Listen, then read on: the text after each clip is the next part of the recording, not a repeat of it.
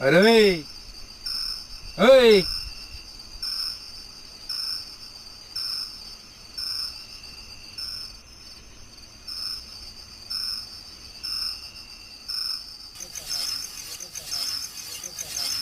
अय गणजी, काय चालू आहे मर्दा तुझं हे? रात्र वैऱ्याची आहे, तयारी असलेलं बरं. आपण ज्यांच्यासाठी कळवलंय त्यांनी तर उठलं पाहिजे.